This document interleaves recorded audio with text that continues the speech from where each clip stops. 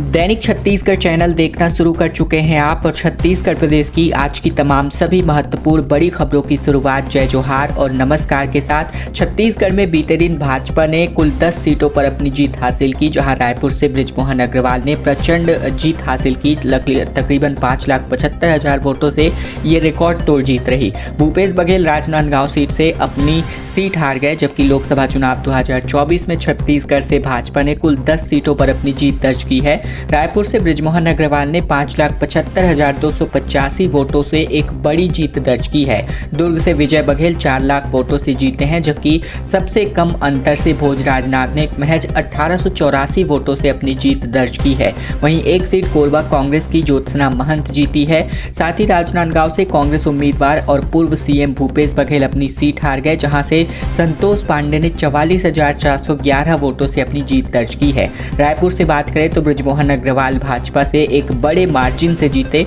राजनांदगांव में सांसद संतोष पांडे ने अपनी जीत हासिल की, जबकि बस्तर में महेश कश्यप भाजपा से जीते। महासमुंद में रूपकुमारी चौधरी, जबकि दुर्ग सांसद विजय बघेल एक बार फिर से सांसद बनेंगे। वहीं चिंतामढ़ी महाराज भाजपा से सरगुजा से जीते। रायगढ़ की बात करें तो राधेश्याम राठिया, जबकि जांजगीर चांपा से कमलेश जांगड़े ने अपनी जीत हासिल की। कोरबा से एकमात्र कांग्रेस की प्रत्याशी रही ज्योत्सना महंत ने 43,283 वोटों से अपनी जीत दर्ज की। कांकेर से सबसे कम अंतर से भोजराज नाग, जो कि भाजपा प्रत्याशी है, इन्होंने 1884 वोटों से अपनी जीत दर्ज की। बिलासपुर से तोखन साहू ने भाजपा से 1,60,000 वोटों के अंतर से एक बड़ी जीत दर्ज की है। वहीं अगर बात करें तो प्रदेश में चुनाव में कुल 3 सांसद, एक पूर्व सांसद, एक कैबिनेट मंत्री, एक पूर्व सीएम, 3 पूर्व कैबिनेट मंत्री, विधायक और पूर्व विधायक सहित कुल 220 प्रत्याशी मैदान में थे। वोटों की गिनती के लिए प्रदेश में कुल 94 मतगणना हॉल बनाए गए थे। दूध में महंगाई का दौर एक बार फिर शुरू हुआ है, जहां किसानों से 35 रुपए में लेकर कंपनियां 68 रुपए प्रति लीटर पर दूध बेच रही हैं। देश और प्रदेश में ज्यादातर सेक्टरों में घरेलू सामानों को लेकर महंगाई का एक बड़ा दौर चल रहा है। उत्पादक और कारोबारी पूरा सिंडिकेट बनाकर के दाम तय करके उपभोक्ताओं को लूटने में लगे हुए हैं। इसी कड़ी में दूध की बारी एक बार फिर आई है, जहाँ दूध ने अपने राज्य के साथ साथ देश भर में महंगाई का उबाल लाया है। अमूल दूध ने बीते दिन कीमतों में 2 रुपए का इजाफा प्रति लीटर कर दिया और अब बाकी कंपनियों ने भी अपने दाम बढ़ाने की तैयारी शुरू कर दी है। सबसे अहम बात यह है कि छत्तीसगढ़ में किसानों से 35 रुपए प्रति लीटर में ये दूध लिया जा रहा है और इसे 68 रुपए प्रति लीटर बेचा जा रहा है। फैट वाला दूध जहां 68 रुपए, वहीं बिना फैट वाला दूध सामान्य दूध की कीमत अब 56 रुपए हो चुकी है। मार्च 2022 से फरवरी 2023 के बीच में 10 माह में 4 बार 8 रुपए कीमत बढ़ाई गई और अब वापस उसी तरह से लगातार कीमत बढ़ाने की तैयारी है। और ये लोकसभा चुनाव के रिजल्ट्स के तत्काल ऐसा देखना ये और चिंता का विषय खड़ा करता है। बृजमोहन अग्रवाल ने एक बार फिर से अपना इतिहास रचा। लोकसभा चुनाव में रिकॉर्ड मतों से इन्होंने अपनी जीत हासिल की। लोकसभा चुनाव में भाजपा उम्मीदवार बृजमोहन अग्रवाल ने एक बार फिर से एक नया इतिहास रच दिया है। उन्होंने अपने निकटतम प्रतिद्वंदी कांग्रेस उम्मीदवार विकास उपाध्याय को 5,75,285 वोटों से हराया। बृजमोहन अग्रवाल ने अपनी इस जीत का श्रेय पार्टी नेतृत्व के साथ ही समर्पित कार्यकर्ताओं के अथक प्रयासों और रायपुर लोकसभा क्षेत्र की जनता को दिया। अग्रवाल ने कहा कि प्रधानमंत्री मोदी, गृह मंत्री अमित शाह, भाजपा राष्ट्रीय अध्यक्ष जेपी नड्डा समेत केंद्रीय नेतृत्व ने उन पर जो विश्वास जताया और रायपुर लोकसभा क्षेत्र की जनता ने जो उन पर विश्वास पर मुहर लगाई है, इस जीत में भाजपा कार्यकर्ताओं का बड़ा योगदान रहा है, जिन्होंने भीषण गर्मी में पूरी लगन के साथ काम किया और जनता के बीच पार्टी की कार्ययोजना को बखूबी पहुंचाने में सफल रहे। उन्होंने अपनी जीत के लिए क्षेत्र की जनता का आभार व्यक्त करते हुए कहा कि जनता ने शुरू से ही उनको स्नेह दिया है। इसका ही नतीजा है कि एक बार फिर से लोकसभा चुनाव में वो नया रिकॉर्ड बनाने में एक बार फिर सफल रहे हैं। किस्तों को लेकर आवास नहीं बनाने वाले हितग्राहियों से अब उनकी राशि की वसूली होने जा रही है। दरअसल एक बड़ी खबर है, जहां प्रधानमंत्री आवास योजना अंतर्गत किस्त लेकर आवास नहीं बनाने वाले हितग्राहियों से अब राशि की वसूली कार्यवाही की जाएगी। जिला पंचायत सीईओ प्रभाकर पांडे ने कार्यालय के सभा कक्ष में संबंधित अधिकारियों की बैठक लेकर पीएम आवास की गहन समीक्षा की, जहां उन्होंने पूर्व और प्रगतिरत साथ ही अप्रारंभ और अपूर्ण आवासों की जानकारी ली। 15 जून तक निर्माणाधीन आवासों को पूर्ण करने और अप्रारंभ आवासों को प्रारंभ करने का निर्देश जारी किया। उन्होंने तकनीकी सहायकों और नोडल अधिकारियों को प्रतिदिन 3 पंचायतों का भ्रमण कर प्रधानमंत्री आवास योजना का निरीक्षण करने, आवंटित ग्रामों में पलायन किए गए हितग्राहियों के पंचनामा तैयार कर सूची प्रस्तुत करने, साथ ही फील्ड विजिट के दौरान ग्राम पंचायतों के सरपंच एवं सचिव के साथ मौका स्थल पर उपस्थित होने का निर्देश जारी किया। उन्होंने साथ ही इसके अलावा प्रधानमंत्री आवास में सहयोग नहीं करने पर कारण बताओ नोटिस 3 ग्राम पंचायतों को भी जारी किया। जिला पंचायत सीओ पांडे ने महात्मा गांधी नरेगा योजना अंतर्गत कार्यों की समीक्षा करते हुए कहा कि जिले को मानव दिवस प्राप्त करने का लक्ष्य दृष्टिगत रखते हुए पर्याप्त संख्या में मजदूर नियोजित करके रोजगार उपलब्ध कराया जाना सुनिश्चित की जाए। चलिए राज्यों के रिजल्ट्स की एक और समीक्षा करते हैं, जहां बीजेपी चिंतामणि महाराज के सरगुजा के अगर हम बात करें तो यहां पर आप चिंतामणि महाराज के वोट शेयर की बात करें तो ये 49% वोटों से अब विजयी रहे, जो 64,822 वोटों के साथ लीड करते नजर आए। रायगढ़ से राधेश्याम राठिया 2,40,000 वोटों के अंतर से जीते। वहीं जांजगीर चांपा में अगर कमलेश जांगड़े की बात करें, जो भाजपा से 60,000 वोटों के अंतर से इन्होंने जीत हासिल किया, लेकिन वोट शेयर के अंतर की बात करें तो यहां पर वोट शेयर कमलेश जांगड़े का 48.7% रहा, जबकि यहां शिव कुमार डहरिया को 44.4% जो है वोट शेयर प्राप्त हुआ। वहीं अगर तोखन साहू भाजपा के बिलासपुर सीट की बात करें तो इनका वोट शेयर काफी अंतर नजर आया, जहां तोखन साहू को 53% जनता ने अपना आशीर्वाद दिया, जबकि देवेंद्र यादव को महज 41% जनता का आशीर्वाद प्राप्त हुआ। वहीं अगर संतोष पांडे की बात करें जिन्होंने भूपेश बघेल को हराया, तो इनके वोट शेयर के अगर अंतर की बात करें तो इनको कुल वोट 7,12,000 पड़े, जबकि भूपेश बघेल को 6,67,000। कुल वोट शेयर के कुल वोट जीत के अंतर की बात करें तो इनका जीत का अंतर 44,411 वोटों से रहा। वहीं अगर विजय बघेल जो ऑलरेडी सांसद रहे हैं, अभी भी सांसद अब एक बार फिर बनेंगे, इनका जो है वोट शेयर तकरीबन बहुत ही अंतर रहा, डबल अंतर देखने को मिला, जहां इनका वोट शेयर 62% का रहा, जबकि राजेंद्र साहू जो कांग्रेस इनके विपक्ष में उतरे थे, इनका वोट शेयर महज 33% का रहा। छत्तीसगढ़ से होकर गुजरने वाली 20 ट्रेनों को एक बार फिर से कैंसिल कर दिया गया है। सिकंदराबाद रेल मंडल में तीसरी लाइन कनेक्टिविटी के काम के नाम पर इस बार इन ट्रेनों को कैंसिल किया जा रहा है। दक्षिण मध्य रेलवे के सिकंदराबाद रेल मंडल के काजीपेट बल्हार शाख सेक्शन में तीसरी लाइन कनेक्टिविटी के काम और SECR के चक्रधरपुर मंडल में NHS लॉन्चिंग के काम के चलते रेलवे ने छत्तीसगढ़ से होकर चलने वाली कुल 18 ट्रेनों को कैंसिल किया है। ये गाड़ियाँ 25 जून से 5 जुलाई तक अलग अलग तारीखों में नहीं चलेंगी।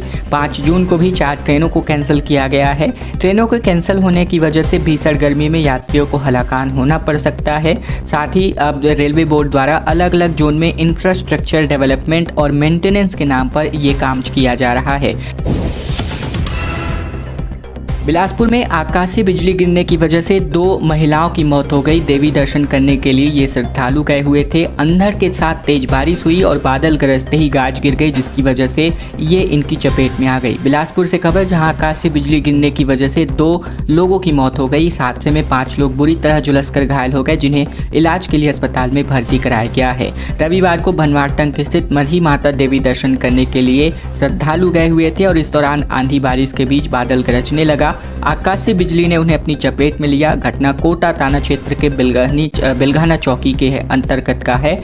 इसी के अनुसार बात करें, जानकारी के अनुसार तखतपुर क्षेत्र के ग्राम दैजा निवासी अश्विनी रजक और साथ ही रामचंद्र साहू जो एक ही गांव के रहने वाले थे, वो 30 लोग पिकअप में सवार होकर भनवारटंग स्थित मरही माता मंदिर के दर्शन करने के लिए गए हुए थे। एनडीए की सरकार आज सरकार बनाने का दावा पेश कर सकती है। पीएम ने नीतीश और नायडू को फोन किया। राष्ट्रपति भवन में शपथ को लेकर के अब तैयारियां शुरू हो चुकी हैं। 18वीं लोकसभा चुनाव के नतीजे साफ हो गए हैं लगभग। वहीं 542 सीटों में से एनडीए को 292 जबकि इंडिया अलायंस को 233 सीटें मिली हैं। हालांकि भाजपा 272 के बहुमत के आंकड़े को पार नहीं कर पाई अकेले, लेकिन एनडीए को बहुमत मिल चुका है। 2014 में भाजपा को 278 सीटें मिली थी, वो भी अकेले। अकेले 2019 में 330 सीटें मिली थी, वही माफ कीजिए 303 सीटें मिली थी। और इस बीच अब सरकार बनाने की तैयारियां शुरू हो चुकी हैं। एनडीए बुधवार को सरकार बनाने का दावा पेश कर सकती है। अपने घटकल अगर बात करें तो यहाँ एक बैठक भी बुलाई गई है, जिसमें प्रधानमंत्री ने बिहार के सीएम नीतीश कुमार और टीडीपी नेता चंद्रबाबू नायडू को फोन करके बैठक के लिए आमंत्रित किया है। राष्ट्रपति भवन में शपथ को लेकर तैयारियों का दौर भी शुरू हो चुका है। उन आम लोगों के लिए 9 जून को इसे बंद कर दिया गया है। इधर इंडिया अलायंस गठबंधन की भी दिल्ली बैठक बुलाई गई है, जहां राहुल गांधी ने प्रेस कॉन्फ्रेंस में बताया कि इनकी अगली रणनीति पर चर्चा की जाएगी। इलेक्शन कमीशन की वेबसाइट के मुताबिक भाजपा को 240, कांग्रेस को 99, सपा को 37, टीएमसी को 29, डीएमके को 22, जबकि टीडीपी को 16, जेडीयू को 12, शिवसेना यूटीवी को 9, एनसीपी शरद पवार को 7 और आरजेडी को 4, जबकि लोक जनशक्ति पार्टी रामविलास को 5, शिवसेना शिंदे को कुल 7 सीटें जो है प्राप्त हुई हैं। छत्तीसगढ़ व्यापमं को लेकर परीक्षाओं का दौर शुरू होने वाला है और ऐसे में डिप्लोमा इन एलिमेंट्री एजुकेशन अर्थात डीएलएड के तकरीबन 6,500 पदों के लिए कुल इस बार 3 लाख से ज़्यादा फॉर्म आए हैं। ये पहली बार है जब बीएड से ज़्यादा कंपटीशन डीएलएड पर देखने को मिल रहा है।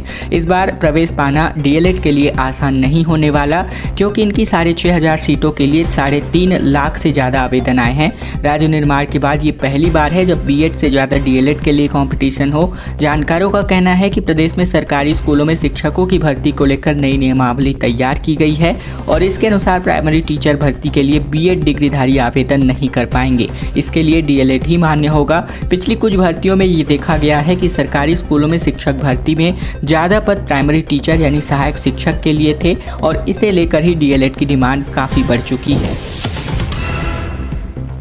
मुख्यमंत्री विष्णुदेव साय ने मानसूनी घोषणा कर दी है, जिसकी वजह से किसानों को परेशान होना नहीं पड़ेगा। खाद बीज की व्यवस्थाओं को लेकर के अब निर्देश जारी कर दिए गए हैं। लोकसभा चुनाव का परिणाम आने से एक दिन पहले मुख्यमंत्री विष्णुदेव साय सरकार एक्शन मोड पर रही, जहां सीएम हाउस में अफसरों की बैठक ली गई। बैठक में सीएम ने खेती किसानी के लिए खाद बीज, बरसात में लोगों को शुद्ध पेयजल और बरसात में ही सर्पदंश के केस से निपटने के लिए अस्पतालों में एंटी स्नेक वेनम की उपलब्धता पर जोर दिया गया। बीते दिन अंक में अब अन्नदाता परेशान, खाद नदारत, बीजों की कीमत दोगुनी जैसे खबर को देख करके अब सीएम ने आगामी खरीफ सीजन के मद्देनजर सोसाइटियों में पर्याप्त मात्रा में खाद बीज की उपलब्धता सुनिश्चित करने का निर्देश जारी किया। छत्तीसगढ़ के सबसे बड़े अस्पताल के हाल की बात करें तो यहाँ अगर किसी को हार्ट अटैक आता है तो इम्प्लांट की भी व्यवस्था नहीं है। 2.5 करोड़ का घोटाला इन दिनों उजागर हुआ है। अंबेडकर अस्पताल के कार्डियोलॉजी विभाग में 2.5 करोड़ रुपए के इम्प्लांट खरीदी की अनियमितता का मामला सामने आ रहा है। विभाग ने L1 की बजाय L3 रेट भरने वाले वेंडर से हार्ट की एंजियोप्लास्टी व अन्य प्रोसीजर में लगने वाले जरूरी सामान मंगवाए। मामला का खुलासा होते ही प्रबंधन एक्शन मोड पर आ चुका है। अस्पताल अधीक्षक ने हाल ही में हुई कॉलेज काउंसिलिंग की बैठक में मामले की जांच के लिए कमेटी बनाने की मांग डीन से कर दी है, ताकि अनियमितताओं की जांच की जा सके। देश की हवा का रुख अब स्पष्ट हो चुका है। सारे एग्जिट पोल का सुपड़ा साफ हो गया है। सिर्फ अगर बात करें तो एनडीए 300 से कम और इंडिया 200 से ज़्यादा पर अपना सीट जो है बरकरार रख पाई। दरअसल लोकसभा चुनाव के नतीजों में एग्जिट पोल सबसे खराब नजर आए। ज़्यादातर एग्जिट पोल्स को एनडीए को कवरेज 360 से 390 सीटें दे रहे थे। वहीं अगर बात करें तो यहाँ पर अभी रिजल्ट के मुताबिक 293 सीटें यहाँ पर एनडीए को मिल रही है। ये प्रेडिक्शन इसी तरह से किया गया था कि पार्टियों को अलायंस को कम से कम और ज़्यादा से ज़्यादा कितनी सीटें मिल सकती हैं। तो वहीं बीजेपी को 248-298 सीटों का अनुमान यहाँ पर जो है अलग अलग टीमों के द्वारा भी लगाया गया था। वहीं अगर बात करें इंडिया अलायंस की तो यहाँ 200 सीटें भी इनको नहीं दी गई थी। सारे एग्जिट पोल्स की अगर हम बात करें तो जिसमें इंडिया टुडे, एक्सिस माई India, ABP voters, news 24, today Chanakya, इनमें तकरीबन सभी को 400 के पार जो है दिखाया जा रहा था। वहीं जन की बात, India TV, CNX, time now, ETG, TV9 पोल स्ट्रेट की बात करें तो तमाम ऐसे यहाँ एग्जिट पोल्स जारी करने वाली एजेंसियां हैं, जिनके तमाम जो वायदे हैं, जो दावे हैं, वो यहाँ पर पूरी तरीके से साफ नजर आ गए। एनडीए को 298 पार और इंडिया अलायंस भी अपनी सरकार बना सकता है। अगर ऐसा होता है तो तृणमूल के 31 सांसदों का साथ होना तय होगा, तभी ये मुमकिन है। नीतीश के 15 सांसदों को अगर मिला सकते हैं तभी यहाँ पर कुछ बात बन सकती है। लोकसभा की 542 सीटों के लिए काउंटिंग हो चुकी है और ऐसे में 4 बजे तक के रुझानों माफ कीजिएगा, अगर 298 सीटें अगर बात करें तो यहाँ पर भाजपा गठबंधन को मेजॉरिटी मिल चुकी है, लेकिन अभी भी एनडीए के गठबंधन को मेजॉरिटी मिली है, भाजपा के गठबंधन को मेजॉरिटी मिली है। अकेले भाजपा भी अपने दम पर जो है अपना जो टेस्ट है, फ्लोर टेस्ट, वो पास नहीं कर पाएगी। इसी के अलावा अगर इंडिया अलायंस की सरकार बनने की संभावनाओं की बात करें तो तृणमूल के पास 31 सांसद हैं जो अगर इनका साथ दे इंडिया अलायंस में जुड़ जाए तो यहाँ पर कुछ बात बन सकती है। जेडीयू के 15 सांसद है। बिहार में भाजपा ने जनवरी 2024 में जेडीयू के साथ मिलकर सरकार बनाई थी और इसके पहले नीतीश आरजेडी और कांग्रेस की गठबंधन की सरकार के मुखिया थे और ऐसे में अगर इंडिया अलायंस का साथ यहाँ पर नीतीश कुमार ने दे दिया तो भी यहाँ पर कुछ बात बन सकती है। वहीं बीजू जनता दल की 1 सांसद, वाईएसआर कांग्रेस के 4 सांसद हैं। वहीं अगर तेलुगु देशम यानी टीडीपी की बात करें तो यहाँ से भी 16 सांसद हैं जो चंद्रबाबू नायडू लीड करते हैं और अगर ऐसा इनका साथ अगर यहाँ इंडिया अलायंस को मिल जाता है तो यहाँ पर बड़ी बातें बन सकती हैं। छत्तीसगढ़ लोकसभा चुनाव के रिजल्ट्स पर भूपेश बघेल ने अपनी प्रतिक्रिया देते हुए छत्तीसगढ़ की संस्कारधानी कहे जाने वाली राजनांदगांव लोकसभा सीट से कांग्रेस उम्मीदवार और पूर्व मुख्यमंत्री भूपेश बघेल ने चुनाव के दौरान ईवीएम मशीन पर गड़बड़ी और बदलने का आरोप लगाया। इस पर इलेक्शन कमीशन ने बाकायदा ट्विटर पर जानकारी देते हुए बताया कि ये गलत है। वहीं अब पूर्व सीएम भूपेश बघेल एक बार फिर से ईवीएम में गड़बड़ी को लेकर के सवाल खड़े करते नजर आ रहे हैं। वहीं अगर बात करें तो यहाँ भूपेश बघेल ने कहा कि चुनाव के बाद फॉर्म 17C में मशीनों के नंबर दिए गए। आयोग द्वारा एक ही बूथ जहां न ही मशीन बदली गई और न ही निरस्त की गई, वहां के लिए 2 अलग अलग नंबर दिए गए। इन तमाम सवालों को लेकर के अब ट्विटर मीडिया पर जो है भूपेश बघेल सवाल करते नजर आए और इन सभी तमाम सवालों के जवाबों को सिरे से खारिज करते हुए इलेक्शन कमीशन ने ये गलत बात है ये भूपेश बघेल को कहा।